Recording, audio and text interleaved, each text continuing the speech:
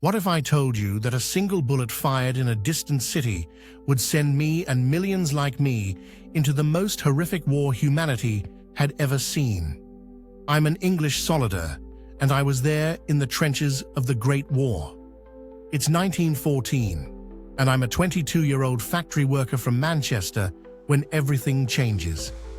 On June 28th, news reaches England that Archduke Franz Ferdinand of Austria-Hungary has been assassinated in Sarajevo by a Serbian nationalist named Gavrilo Princip.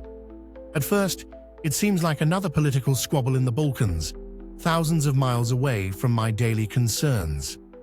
But within weeks, I watch my entire world unravel. The European powers are bound by a complex web of alliances that turn a regional crisis into a continental catastrophe. Austria-Hungary blames Serbia and declares war. Russia mobilizes to protect Serbia.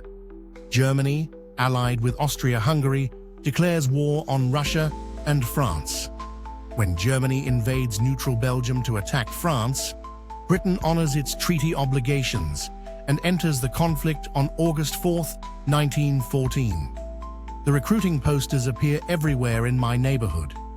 Lord Kitchener's stern face points directly at me, demanding that I do my duty. The propaganda promises adventure and glory.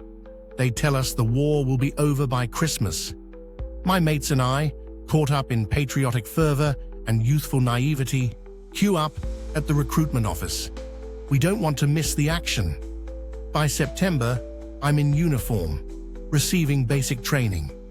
The reality of military life quickly strips away my romantic notions. The drills are exhausting, the discipline harsh, and the equipment heavy. But I'm young and strong, and I believe I'm fighting for a righteous cause. I'm defending Belgium's sovereignty and standing against German aggression. I arrive in France in early 1915, and nothing prepares me for what I encounter. The Western Front stretches from the English Channel to the Swiss border, a continuous line of trenches carved into the earth. This isn't the mobile, glorious warfare we imagined. This is something entirely new and utterly nightmarish.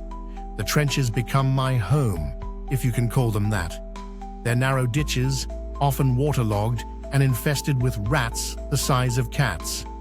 The front-line trench faces the enemy across a wasteland called no man's land, sometimes only 100 yards away. Behind us are support trenches and reserve trenches, all connected by communication trenches. We rotate between them, spending days at a time in each position. The daily routine is monotonous yet terrifying. We stand to at dawn and dusk, the most likely times for attack. We repair the trench walls, fill sandbags, and maintain our weapons. The constant dampness causes trench foot, a painful condition that can lead to amputation. Lice infest our uniforms, and we spend hours trying to burn them out with candle flames. The smell is something I'll never forget. It's a mixture of unwashed bodies, latrine buckets, poison gas residue, and death. Bodies lie in no man's land for weeks, impossible to retrieve. Some are built into the trench walls themselves. The stench permeates everything. Artillery barrages dominate the battlefield. Shells scream overhead constantly, exploding with deafening force. High explosive shells create massive craters. Shrapnel shells burst in the air, sending deadly metal fragments in all directions. We learn to distinguish different calibers by their sound. The whiz-bangs arrive before you hear them.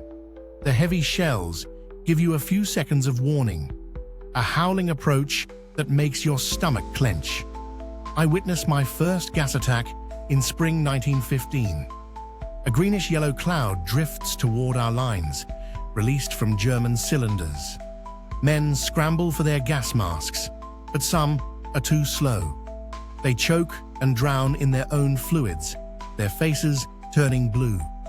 Later, both sides use more sophisticated gases like mustard gas, which burns the skin and blinds. Going over the top is the most terrifying experience imaginable. Officers blow their whistles, and we climb ladders out of the relative safety of our trenches. We advance across no man's land, weighed down by 60 pounds of equipment. Machine guns open fire immediately, cutting down men in waves. The Vickers and Maxim guns can fire 500 rounds per minute. Entire battalions are decimated before reaching enemy lines. I participate in the Battle of the Somme in 1916, the bloodiest battle I'll ever see. On July 1st, the first day, the British Army suffers nearly 60,000 casualties with 20,000 killed. The preliminary artillery bombardment was supposed to destroy German defenses, but many shells were duds, and the barbed wire remained intact. We walked into a slaughter. I survive through a combination of luck and caution. I see friends torn apart by shells, shot by snipers, and buried alive in collapsed trenches. The psychological toll is immense. Shell shock, as they call it, affects countless men. Some shake uncontrollably, unable to function. Others become catatonic, staring into nothing. New technologies make this war uniquely deadly. Tanks appear in 1916, lumbering metal beasts that can cross trenches and withstand machine gun fire. Aircraft evolve from reconnaissance tools to fighters and bombers.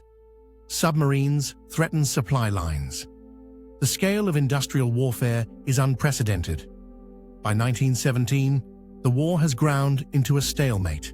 Both sides are exhausted, having lost millions of men for minimal territorial gains. The Russian Revolution removes Russia from the war, but America's entry in April 1917 provides fresh troops and resources for the Allied cause.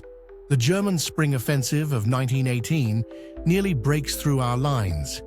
They've transferred troops from the Eastern Front and launched desperate attacks before American forces fully arrive. We fall back, fighting fierce rearguard actions. But the offensive exhausts German resources, and they lack reserves to exploit their gains. The tide turns in summer 1918. The 100 Days Offensive sees Allied forces, now including millions of Americans, push the Germans back steadily. New tactics combining infantry, artillery, tanks, and aircraft prove effective. German morale collapses as their allies surrender one by one. By November 1918, Germany faces revolution at home and defeat abroad. On November 11th, at 11 o'clock in the morning, the armistice takes effect. I'm in a trench near Mons, Belgium, when the guns finally fall silent. The sudden quiet is eerie after 4 years of constant bombardment. Some men cheer, but most of us simply sit in stunned silence. I've survived, but I'm not the same person who enlisted in 1914. I've lost most of my friends. I've seen horrors that will haunt my dreams forever. The war has killed approximately 17 million people and wounded 20 million more. Entire generations of young men have been decimated.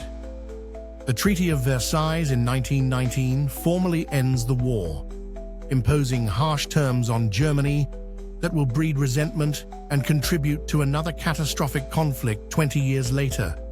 We called this the war to end all wars, but we were tragically wrong.